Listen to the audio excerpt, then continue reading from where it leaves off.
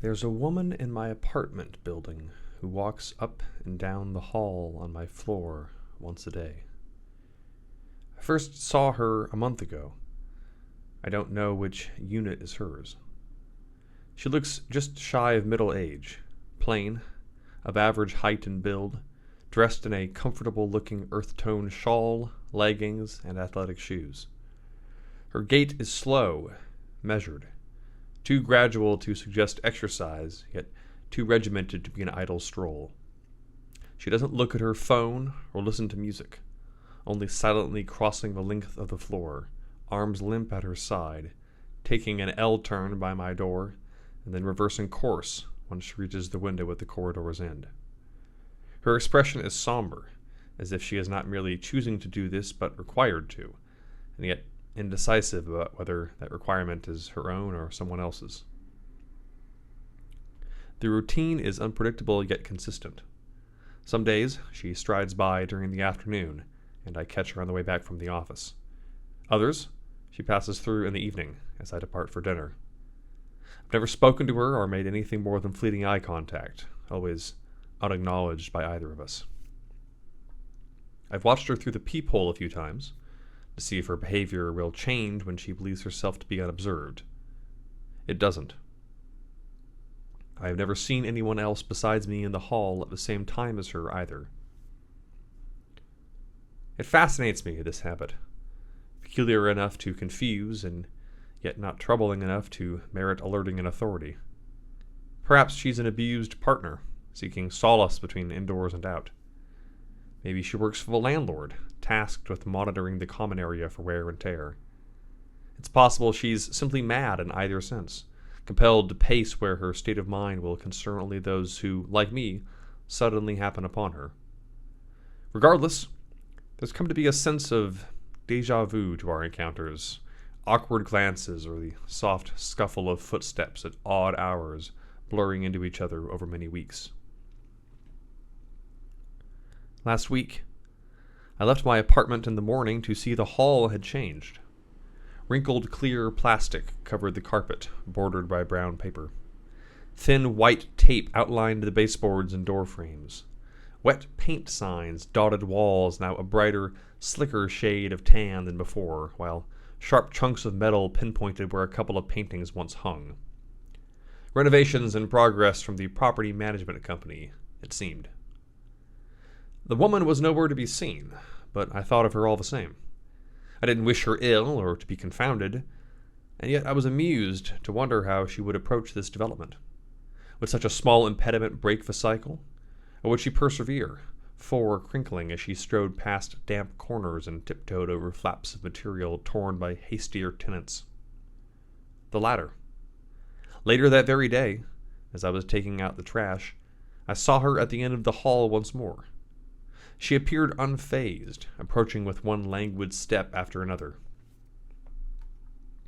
I didn't look any closer, not even after I closed my door, replaced the one-way barrier between us. Maybe if I had, I'd have finally seen something in her eyes, a silent pain or warning or maybe even happiness. Maybe it'd be new and maybe it'd have always been there and I just didn't notice it before. I don't know what she felt or was trying to say, if anything. Maybe it was never any of my business. But I think it is now. That was yesterday.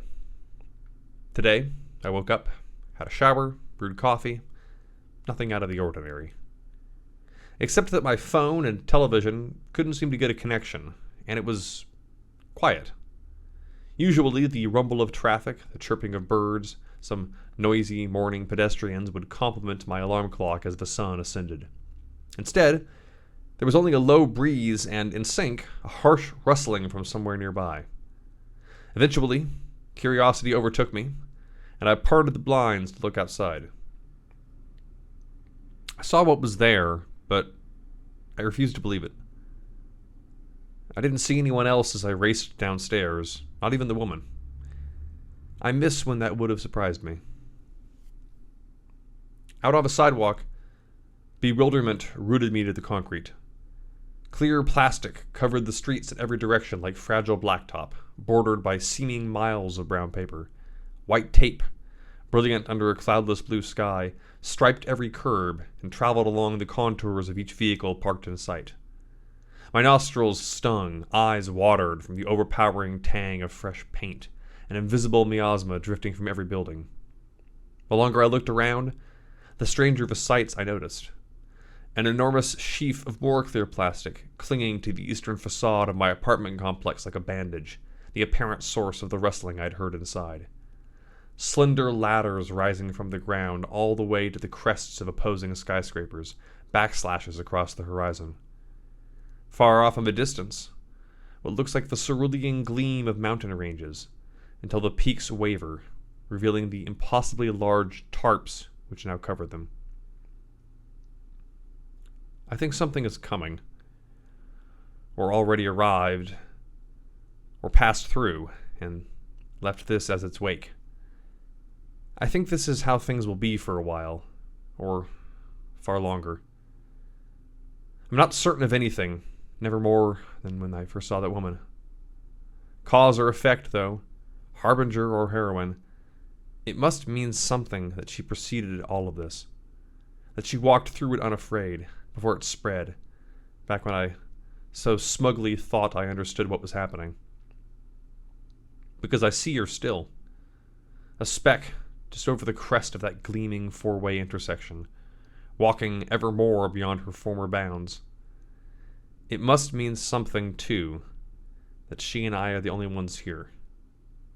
Maybe we'll talk, if she can. But first I'll have to decide what to say. Till then, I'll walk with her now.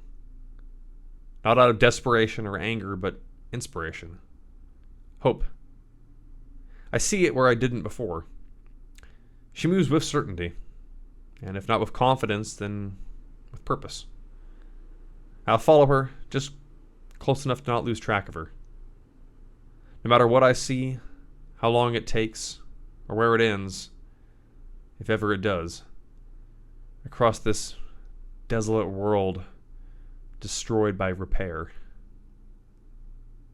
It's not like either of us have anywhere else to be.